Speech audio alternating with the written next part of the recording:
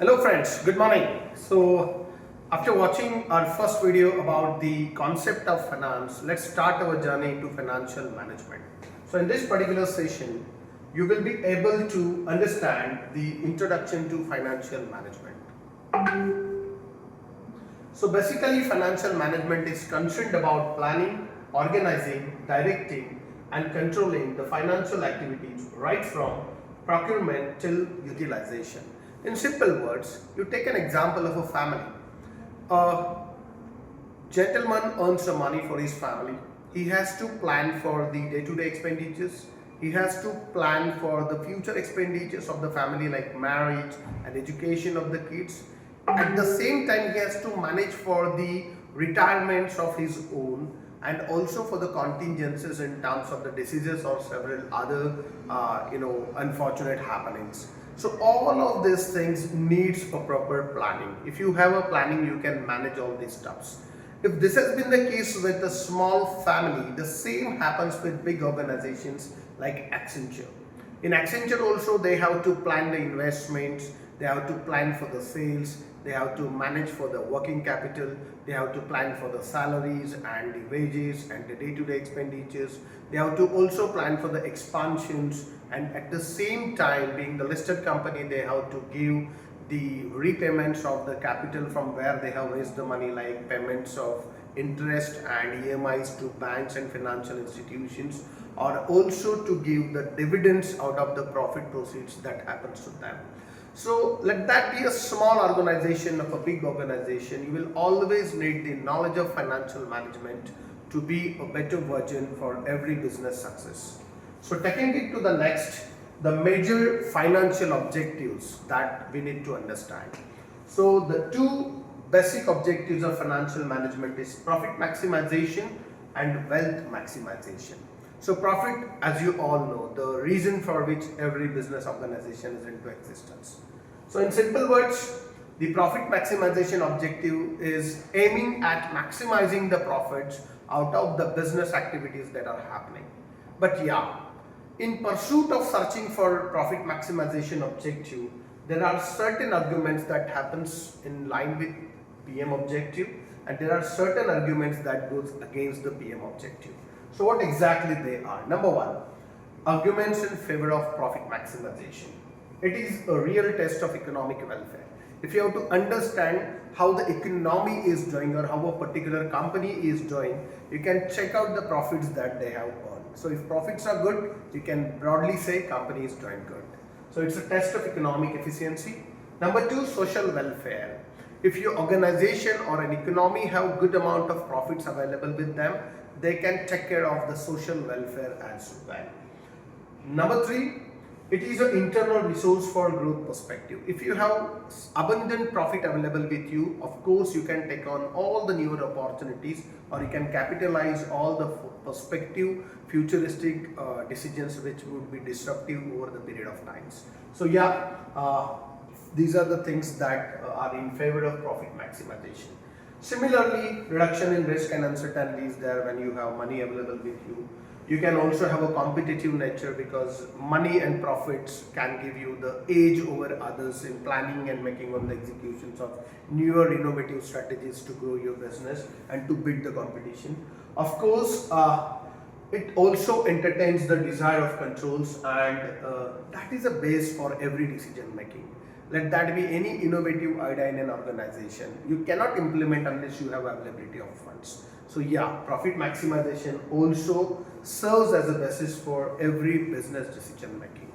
But at the same time, there are certain arguments against profit maximization objective. Number one, quality of benefits. Number two, ambiguity or vagueness. Timing ignored, organization structure ignored, and the last one is social welfare is also sometimes ignored.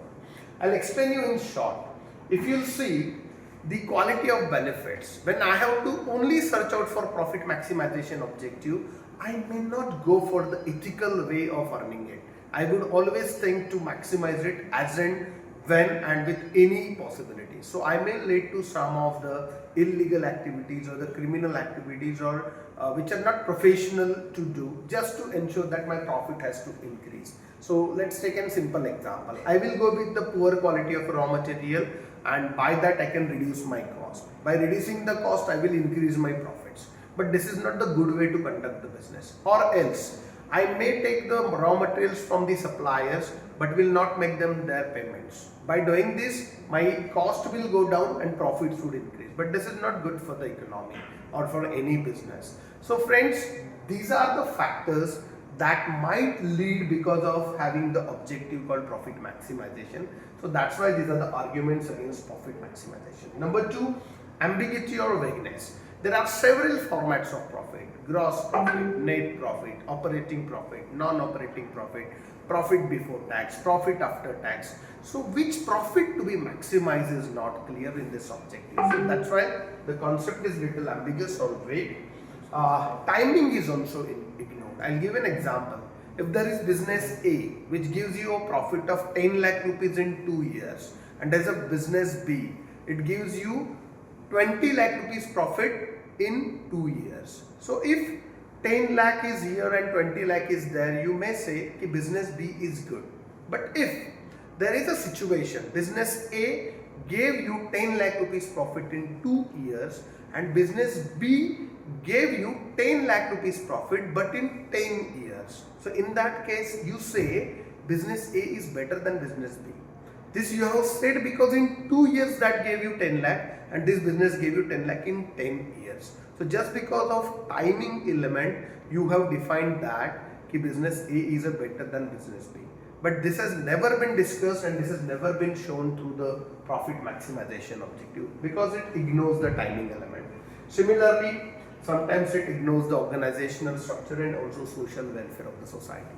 So these are some of the points against profit maximization.